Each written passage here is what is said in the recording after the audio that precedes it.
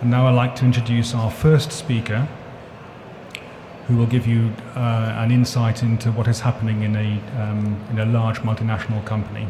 Our first speaker is Jennie Galbraith.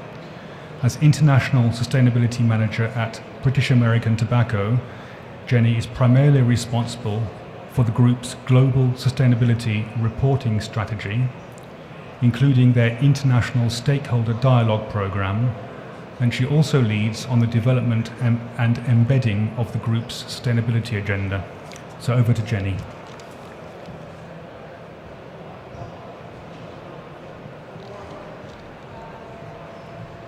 Hi, good afternoon everybody.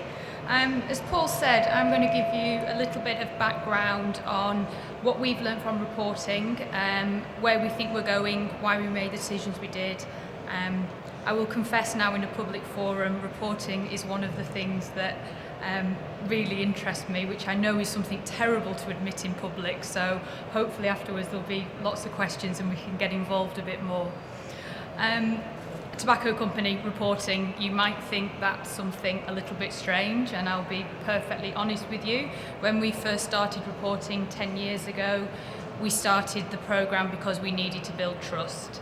You'll come up with lots of different reasons when people talk about drivers and for reporting, and a lot of the time people will spin things so it's all very altruistic and it's all very good, and we just decided it was the right thing to do.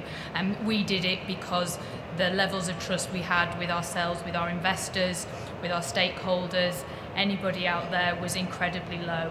So we put in place a programme of stakeholder engagement and reporting in the hope that that would help us build trust and build relationships with our stakeholders.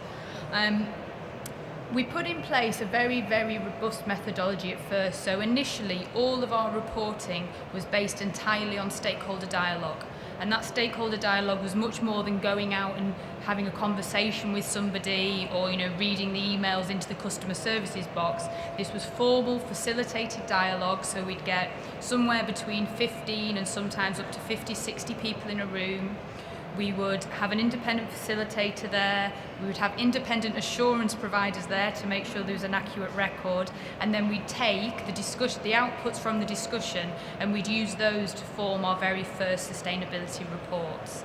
At the time we called them social reports. That had the impact, it had a huge amount of impact because we weren't doing just what we thought we would like to talk about, which was the easy things, because our stakeholders told us very clearly, no, you need to talk about the product, you need to talk about human rights, all of these issues. It meant that it did tick our initial box of building trust with our stakeholders. The tagline we used at the time was, if you can't trust us, trust our process. Again, you're all in different industries, it could be different for some of you, but if you're in anything that's vaguely controversial, or I would say even anything that's consumer facing, you need to make sure you have very, very robust systems in place, otherwise people would just see it as greenwash. So that's what we did for the first 5 years or so, and then we found that because we were using stakeholder dialogue as a basis for our reporting, but we weren't necessarily balancing that with what was right for the business. So anything and everything that came up in a stakeholder dialogue session, we were putting into our reports, making actions on them and having activities. Some of those things were fantastic. So, it had a huge impact on our business in terms of reduced harm products that we've launched as a result. We now have formal partnerships with NGOs to look at child labour and to look at biodiversity. We've put in youth smoking prevention guidelines, a whole raft of things that have improved the business.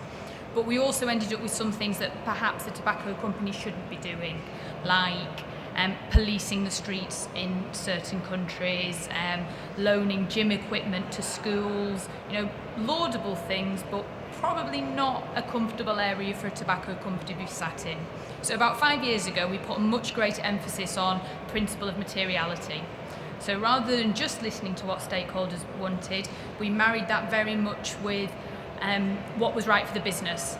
So we mapped all of the issues that we'd ever looked at, all of the activities we'd ever done, and we mapped them out on a simple matrix against what was of interest to the stakeholder and what was of potential impact to the business. And those things that ended up high impact, high interest, they're the ones that we took on to form our new sustainability agenda, which today focuses on harm reduction, marketplace, supply chain and environment, and people and culture. The result of that shift is that actually we've gained a whole lot more traction within the business.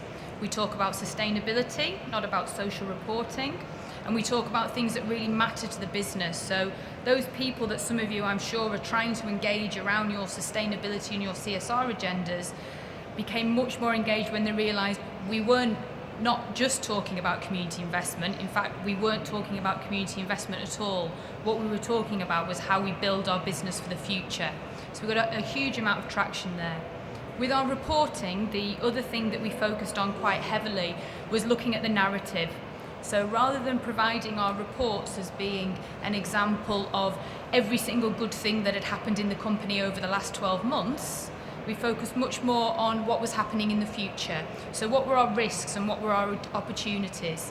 You know, the data's still all there, but now we talk about the context around that data. What does it mean for the future? Where do we see our problems? Big step for the company to take, but it's improved our reporting, I think, as a result.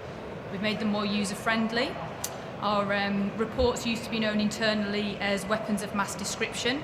They were 150-page tomes, as I said, of everything that ever had gone on in the company. We're now down, I think, to 34 pages of good quality new information in a hard copy report, and more interactive content online, and also that kind of content for people a bit like me, the anoraks, who want to see all the methodologies, all of the detail. They get that online, so much more user-friendly reporting now. The one thing we haven't lost, though, is our robust methodology. So we still use AA1000, we use GRI, we still use independently facilitated and assured dialogue, and all of our reports are still fully assured. So we're moving quite well, we're quite happy with it. We got voted in the Radley Eldar Index last year as the top corporate sustainability report, so my job's kind of safe-ish for a short while. I don't just want to give you the good news stories, so I'll go on to some of the challenges that we've had. Forewarned is forearmed, so to speak. First one, I'd say time. If any of you are starting to do this, please don't underestimate the amount of time this takes. Not just to put in place the systems to collect the data, but actually to put it together. It becomes all-consuming. Perhaps don't put your hand up to do this as a side project thinking it'll be over and done in 6 weeks, because it takes us around 6 months to put our report together, and we have a dedicated team who look at it. The other thing to think carefully about is too much democracy. I don't know about the organisations you work for, but where I am, everybody wants to have a say, and everyone feels that because they own that piece of information in the report, they get to say how it's written. Unfortunately, that would end up with a report that was no good for anybody. So again, when you're planning things through, how to manage the process, we have 3 different sign-off points where there can be no changes underneath that, the top one being the board PLC CSR committee, so it does go right up to the very highest level.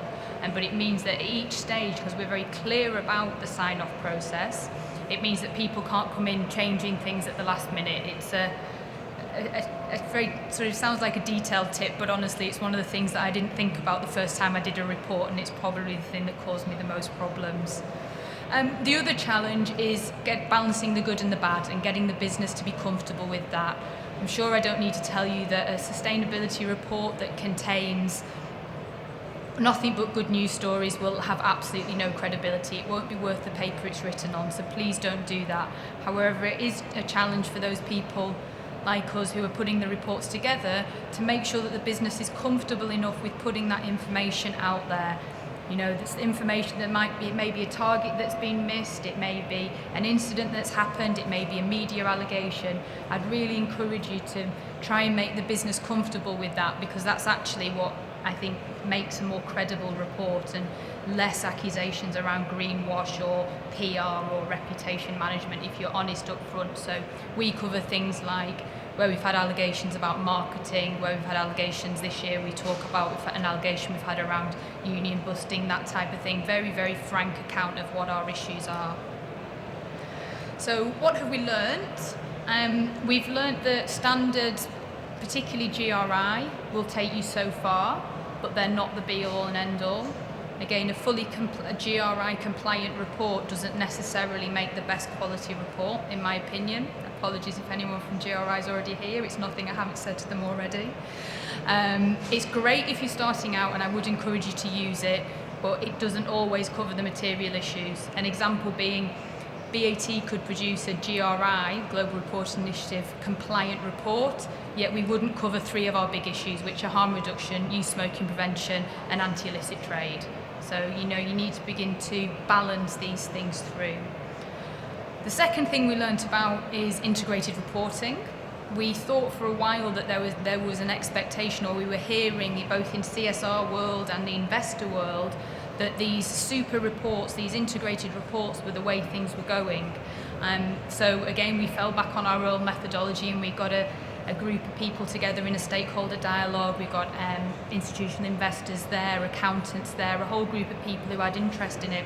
We were actually really surprised to learn that this didn't mean one super report, and our investors and our other stakeholders didn't want one super report. We've learned that what integrated reporting means, certainly to our stakeholders, is that it's about making sure the narrative is consistent. It's about making sure that sustainability is integrated into the business strategy.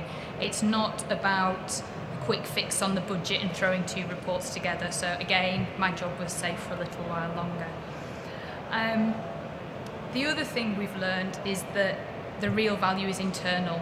If any of you are thinking about starting on the journey of reporting, or perhaps you've been reporting for a few years, I think the question that often gets asked, and I've heard many debates about this in conferences over the years, is who actually reads these reports? I think Paul can probably give a lot more data on it than I could, but my personal opinion is that it really doesn't matter. If one single person didn't read my report in the outside world, it would still be a success, because the value of going through the process, of holding a mirror up to yourself, about measuring and identifying and looking for where the opportunities are and looking where the risks are, is more value than anything you will get reputation-wise or even credibility-wise in the outside world, especially if you're going through an assurance process. Finally, I think the one thing we did learn, and this might be something you're struggling with, so I hope I can give you some comfort in this, is that if you report something that you're uncomfortable with, or it might be slightly sensitive, the world is not going to end. I have had many debates with senior management, with board members who say, we cannot possibly publish that piece of information. The share price will crash. It's rubbish. You publish it, no one reads them, but nothing ever happens. Trust me, the world will not end. And then I was asked actually to give a couple of points on where I think the future is going, and I think it's 2 things. I think we need to work really hard, both corporations and investors, at working at models so we can better quantify the intangibles, and I think we need to work harder at making assurance make that data more credible in the future. And that's it from me.